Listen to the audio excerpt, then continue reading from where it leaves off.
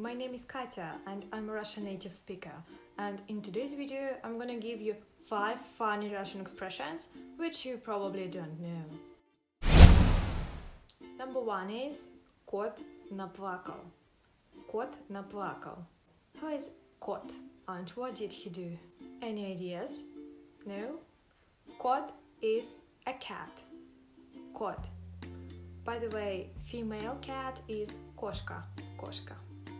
So we have a cat and наплакал.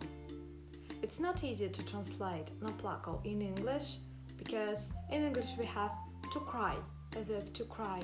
In Russian to cry is плакать, плакать. In past tense, плакал. But what we have is наплакал, наплакал. Na is a prefix, and very often we add it to a verb to show that someone has been doing something for a period of time, and now there is a result of it. And now I'm going to show you some examples. Let's imagine that you are very busy. You have a lot of things to do. First of all, you should go to the bank, and then to the post office, and then to the grocery store.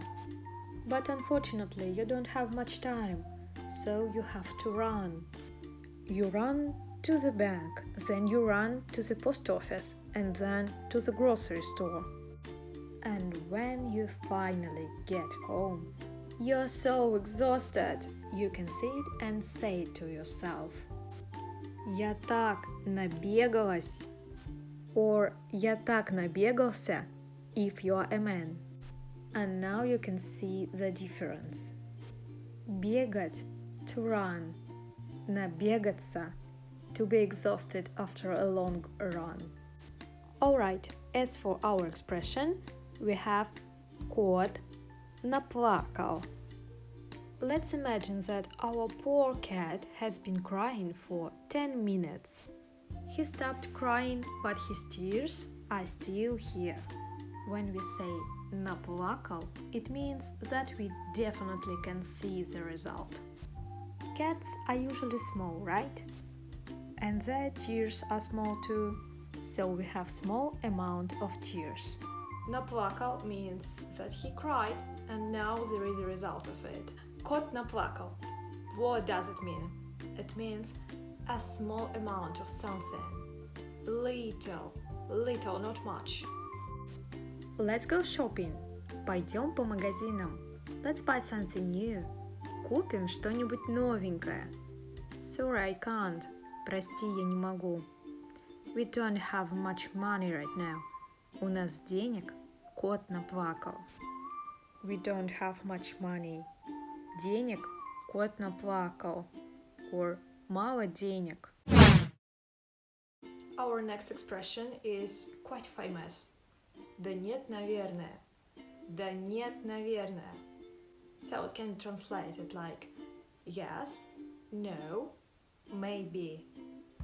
Russians like to say да нет, наверное. It means no, but you just don't want to say no in advance. So you need some time to figure something out before you will say no. Alright, now I'm gonna tell you a secret. Да means more than just yes. Да can also be a particle. Just look at this phrase.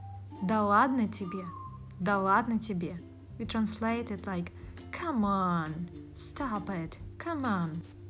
In this phrase, да doesn't mean yes. Actually, it means nothing. It's just a meaningless particle. Another example. Да брось. Да брось. It means the same. Come on, stop it, come on. You don't think so. And again, it's just a particle. It doesn't mean yes.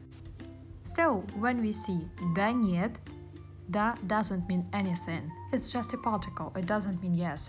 So, when we see да нет, it's actually no. So, да нет, наверное, means no, probably, or no, maybe. No, but I'm not sure. You probably want to ask me, why do we use this da? To tell you the truth, nobody knows. We just try to complicate your life. Look at this example. Will you go to lecture tomorrow? Ты пойдешь завтра утром на лекцию? Well, I don't know, but probably no. Да нет, наверное. I bet he will not go to this lecture. It's 90% no. And again, ты пойдешь завтра утром на лекцию? Да нет, наверное. When someone says that he needs some time to think, it almost always means no. Our next expression is absolutely amazing. На Кудыкину гору. Where Kudykina гора is situated? Nowhere. It doesn't exist. There is no Kudykina гора. You can find it on the map. What is Kudykina гора? Once upon a time, we had a funny verb кудыкать. Кудыкать. It meant to ask someone where is he going. We don't use this verb now. Then there was a question word куды. Куды. But what we do have now is куда. Куда. Alright, let's get back to the time when we had a verb кудыкать. In the past, hunters were very superstitious, and when somebody asked them where they were going, they became mad.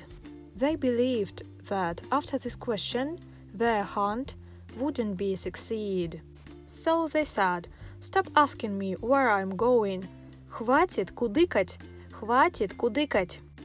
After some time, when someone asked them where they were going, they just said, "На Кудыкину гору," which meant, "It's none of your business. I don't want to answer." Where are you going? Куда ты идешь? It's none of your business, it's a secret, I don't want to answer. На Кудыкину гору. And there is a full version of it.